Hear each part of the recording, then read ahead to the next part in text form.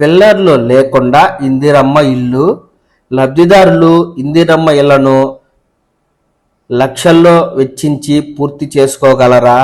పిల్లర్లతో కూడిన నిర్మాణం వ్యయం పెరిగి ఇళ్లను అసంపూర్తిగా ఆపేస్తే ఎలా? ఇది ఇందిరమ్మ ఇళ్ల నిర్మాణం ప్రారంభం ముంగిట ప్రభుత్వానికి వచ్చిన సందేహాలు.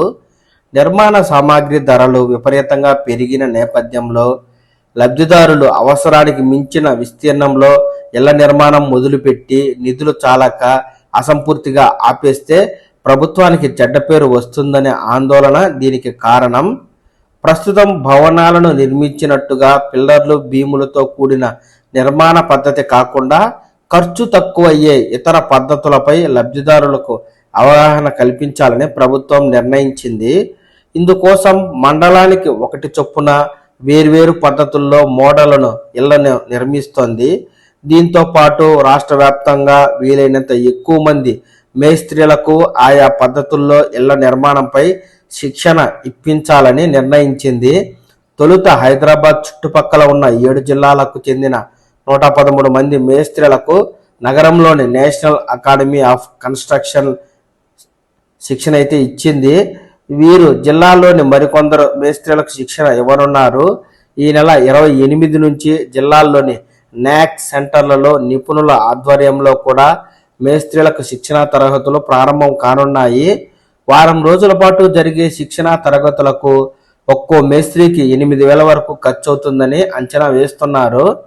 ప్రభుత్వం ఒక్కో ఇందిరమ్మ ఇంటికి నిర్మాణానికి 5 లక్షల రూపాయల ఆర్థిక సహాయం చేయనుంది. ఆ మొత్తంలో ఇంటి నిర్మాణం పూర్తి చేసుకోలేని ఆర్థిక పరిస్థితి ఉన్నవారికి ఉపయుక్తంగా ఉండేలా 4 నిర్మాణ పద్ధతులను అందుబాటులోకి తెచ్చింది. కానీ ఆ 4గింటిలో ఖచ్చితంగా ఒకదాన్ని అనుసరించాలన్న నిర్బంధం లేదని అధికారులు చెబుతున్నారు. లబ్ధిదారు సాధారణ పద్ధతిలో అయినా ఇంటిని నిర్మించుకోవచ్చని, ఆర్థిక పరిస్థితి సహకరించని పక్షంలో నమూనా ఇంటిని చూసి ఆ పద్ధతిలో ఇంటిని నిర్మించుకోవచ్చని అంటున్నారు. ఇంటి విస్తీర్ణం 400 చదరపు అడుగులకు తగ్గకుండా ఉండాలని ఇంతకాలం చెబుతూ వచ్చిన అధికారులు ఆ విస్తీర్ణం 600 చదరపు అడుగులకు మించరాదని కూడా బలంగా చెప్తూ ఉన్నారు. విస్తీర్ణం పెరిగితే ఖర్చు తడిసి మోపిడై ఇంటిని అసంపూర్తిగా వదిలేస్తారన్న ఉద్దేశంతో ఇలా చెబుతుంటారని అంటున్నారు. 4 డిజైన్లు అయితే ఖరారు. 1 షార్ట్ కాలమ్ కన్స్ట్రక్షన్. ఇళ్ల నిర్మాణంలో స్టీల్ వ్యయం చాలా ఎక్కువ. దీన్ని పరిహరించేలా ఈ డిజైన్ను అనుసరిస్తారు. పునాది స్థాయి వరకు మాత్రమే కాలమ్స్ ఉంటాయి. పైన ప్లింత్ బీమ్స్ ఉంటాయి. మధ్యలో పిల్లర్లు లేకుండా కాంక్రీట్ గోడ ఉంటుంది.